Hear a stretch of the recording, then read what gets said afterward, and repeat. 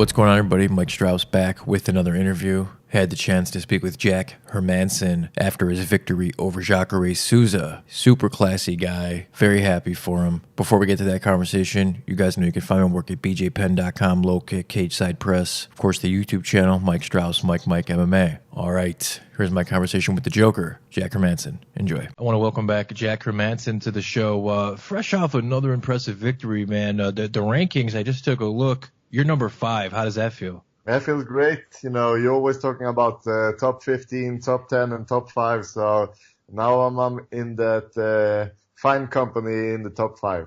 Your run here, Jack, has been really impressive, man. I mean, what you've been able to do here in 28 days is remarkable. You defeated David Branch, and then you go and do what many people thought you couldn't do and beat Jacare. For the record, I picked you to win that fight. You did it in tremendous fashion where people are now starting to talk about you as a real contender. How does that make you feel? It feels great, man. First I was a little bit disappointed that I didn't get a finish, but now reflecting a little bit afterwards, I feel like, I got to show everybody what I got in 5 rounds.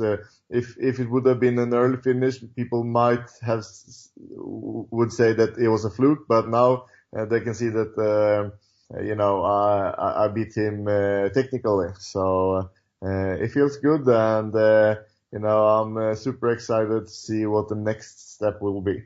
Yeah, definitely. Of course, the rumor is that they're going to Copenhagen later this year, and if they don't have you headlining it, they got to check into a mental institution. If not, because that just makes all the sense in the world. But I wanted to ask you, man, because the middleweight division, you have Israel Adesanya, who just won the interim title, and then you have Robert Whittaker, who they're supposed to unify later this year. But if something happened where one of those guys fell out, and if the UFC wanted to keep you as a plan B, would that interest you? Straight away.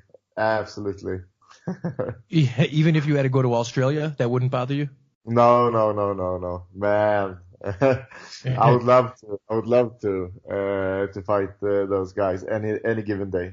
That's what I want. That's my, that's my dream. My goal in this sport is to be the champion, and there's nothing that would make me say no to that fight. Is there any Netflix shows or any TV shows that you've been watching lately? Game of Thrones. Oh, you're a big Game of Thrones fan? Yeah, I love Game of Thrones. So that's one of the things that's hot right now. So we've been watching that. Yeah, that's an incredible show. It's just the popularity. It's worldwide, and it's very well written. And are you religiously, you watch it every Sunday? Yeah, for sure, man. I do. So it's a great show, and it seems like we're coming to an end. Not finally, because it's so great, but everything has to come to an end. Yeah, unfortunately. For a while, Jack, people were kind of taking you for granted, Jack Hermansson, they didn't kind of know who you are, but you're not sneaking up on anybody anymore. Everybody knows who Jack Hermansson is, especially after that brilliant performance against Jacare. Is that going to change your philosophy heading into your next fight, or is it just you're going to keep everything the same because it's been working so well for you? Yeah, I'm always keeping it the same, man.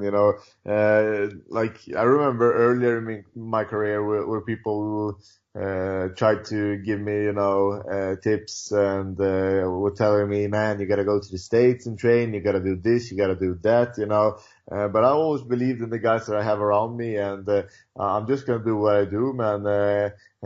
Enjoy my life and continue to work hard, just where I'm at. And try to reach the goals that I have in my mind. And you're well on your way to do that, of course. You're grappling. You're a really well-rounded fighter, as everybody has got to see in your last couple performances. But your grappling is off the charts. I mean, your hip control, the way you're able to posture up and drop elbows and ground and pound is really impressive, man. As a competitor, is there anybody in the middledweight division who you want to challenge your grappling ability against? Because you already faced, arguably the best guy in Jacare and out-grappled him. Yeah, I don't think there is anybody that is a better grappler than him in the division. So, but of course, Yoel Romero is a great wrestler, and he's gonna be hard to put on the ground. That's a big challenge right there. And I think that's why he is probably the toughest matchup style-wise for me in the division, is because of his wrestling credentials. That's a challenge. Taking a look here at the rankings, as we said, you're number 5 now. Kelvin Gastelum's 4. Luke Rockhold is 3, but he's not even in the division anymore. If you're looking at the guys ahead of you, there's not too many there. So no. Who do you think would make sense for you to fight in Copenhagen? I've been thinking more and more about it, and I think that, the Paulo Costa and Romero fight has to happen, So I think those two guys has to fight each other. So that maybe Gastelum would be a good one to get there. That's a great contest. Gastelum's grappling is very good too. Where do you rank his grappling? It's alright, but it's striking that it's his bread and butter. He's a really good boxer, and that is his main strength. So, and of course he has good wrestling as well, and I think it's gonna be challenging to put him on the ground. But I think I'm gonna have a big advantage if we end up on the ground. Have you had a couple, obviously it's been a couple of days since your big win, but have you taken some time just for Jack Hermansson to just kind of absorb everything, take it all in, and really just think about you're the number 5 middleweight in the world now?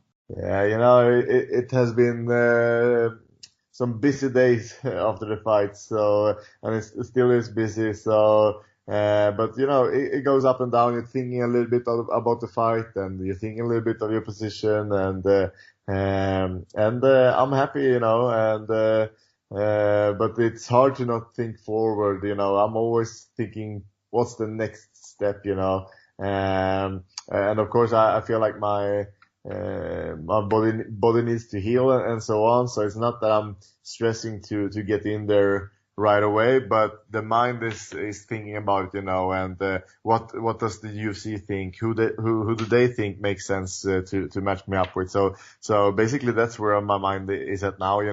Number 5 is good, but I want to be number 1, and that's what's in my mind.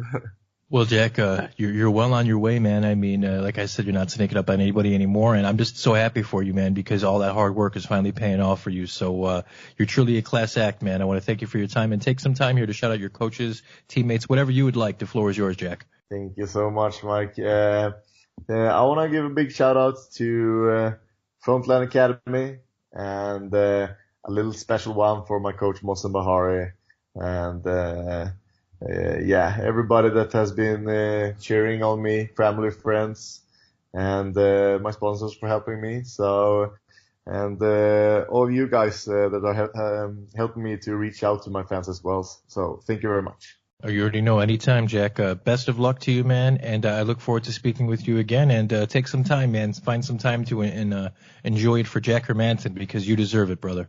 Thank you so much, Mike.